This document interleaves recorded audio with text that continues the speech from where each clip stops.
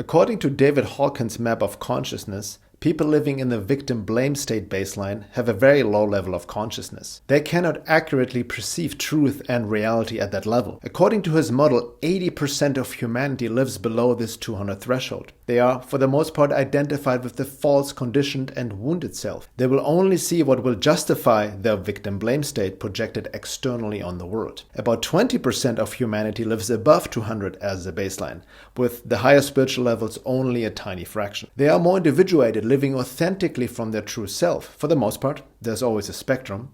They can perceive truth more accurately, take responsibility, and see any challenge as an opportunity. Moving from lower to higher states requires inner psycho-spiritual work to transmute the lower states. You can't just think yourself higher.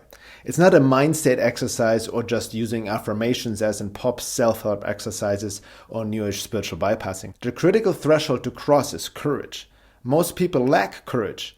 Not just courage in the outside world and getting out of your comfort zone, but also the courage to face yourself and stop lying to yourself. Many people are stuck in pride, unable to admit that they may have been wrong and are living a lie while they keep blaming others for their circumstances, or they feel entitled as if the world owes them something. Existing on the baseline above 200 doesn't imply that you won't experience lower states of negative feelings or emotions anymore.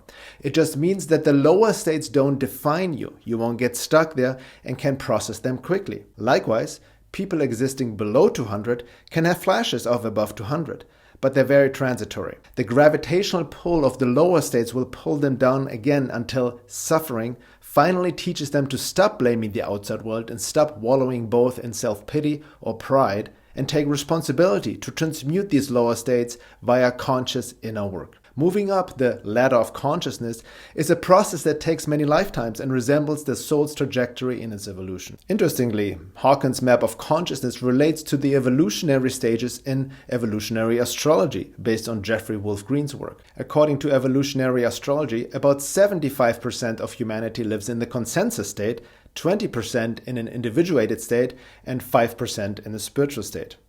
There are also few subdivisions between these states.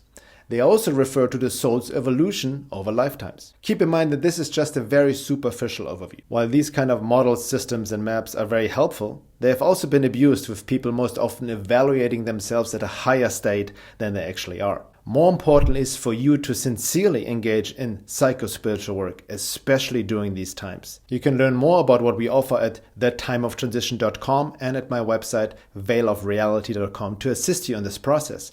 We also have over 130 podcast episodes with many practical tips and tools where we explore these topics in more depth. Just search for The Cosmic Matrix on Spotify or Apple Podcast.